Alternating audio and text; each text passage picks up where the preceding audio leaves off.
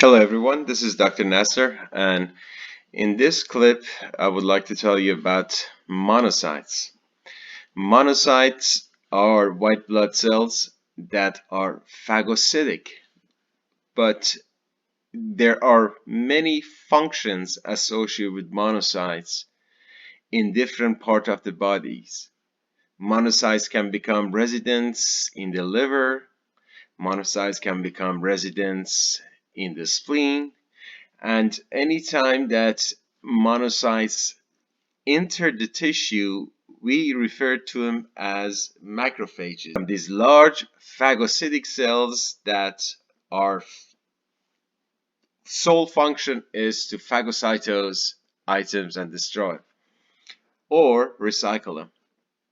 So when red blood cells in the spleen are being recycled, they are being recycled by splenic macrophages. So that would be true for the lungs as well as for the liver as well as any other tissue. In this field, you see a monocyte has a very classic characteristic of a monocyte. If you ignore these phagosomes in the field, you will see that the nucleus is a kidney bean shaped nucleus, and that is usually the characteristic of nucleus of monocytes. You do see the cell is relatively larger than any other white blood cells you have seen, and that is due to the fact that on the surface of these cells they have antigens that allows them to spread over the blood smear slide, and they appear bigger. Otherwise, the volume of a monocyte is similar to the volume of many other cells. They are not necessarily the largest white blood cells, but they appear on the blood smear. You can see a lot of vacuolation in here, and these phagosomes are indicative that this monocyte is actively destroying and recycling something. Now, what that is, sometimes you can see it.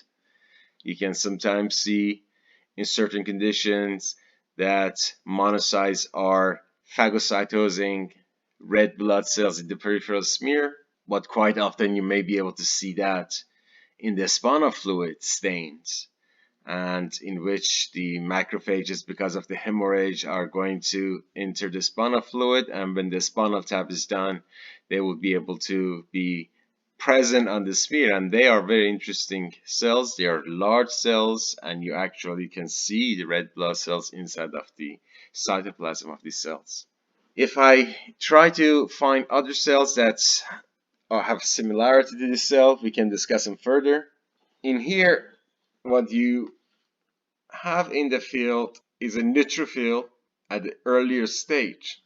This is a band neutrophil, and basically I would like to put it in the center of the field, increase the light slightly. You can see the nucleus is continuous, and this is a classic band. You can see there is a lot of granulations.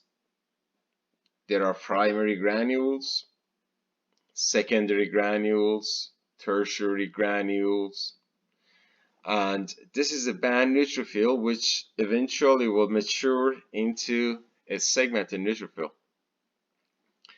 And in this case, you can see the cytoplasm of this band neutrophil is granular. That was not the case about the monocyte. Monocytes do have granules, but it's not going to be stained well, and you usually do not observe that much granules associated with monocytes or lymphocytes, even though you may be able to see that sometimes. So take that into consideration. And that's just morphological characteristics. Otherwise, monocytes are much closer genetically to neutrophils than to lymphocytes. So use the granulations. The shape of the nucleus, yes, it might be horseshoe shape.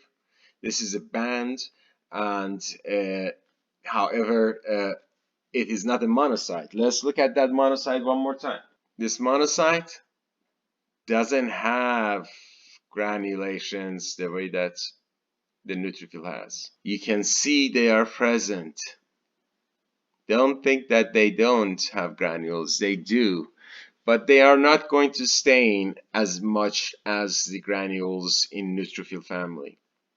And therefore, monocytes are going to appear to be slightly agranular, similar to lymphocytes. I will try to find another cell to compare, and for that I have a segmented neutrophil we can look at together. In here you can see the granulation is present.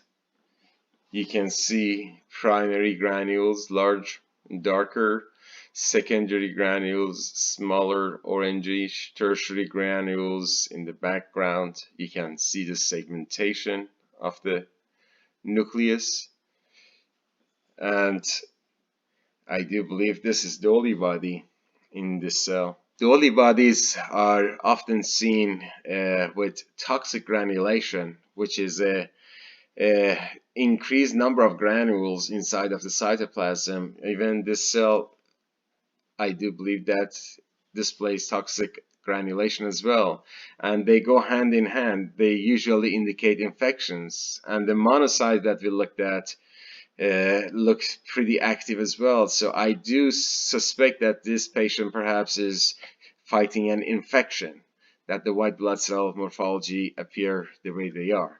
So Dolly bodies, toxic granulation. This is a segmented neutrophils. You can see the segmentations very clearly. This is another segmented neutrophil.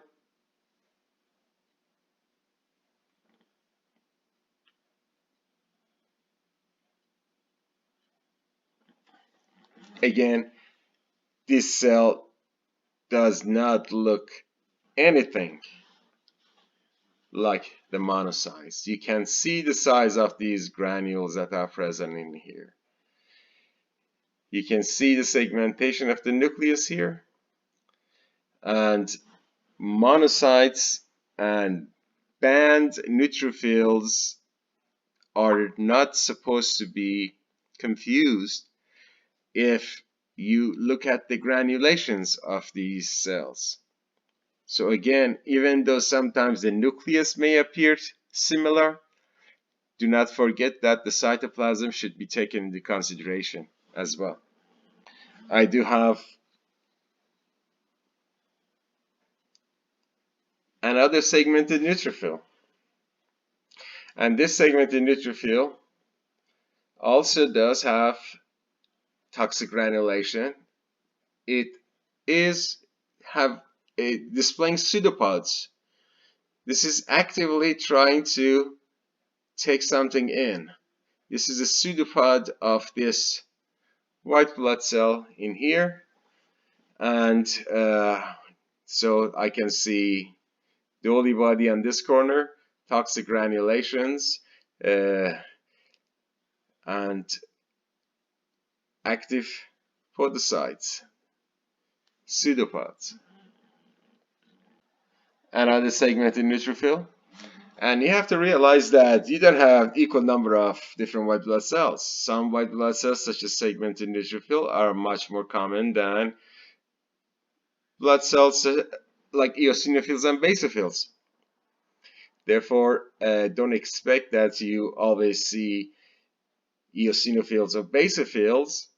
However, it would be very suspicious if you don't see any neutrophils. Something along 50 to 70% of your white blood cells are neutrophils in the circulation.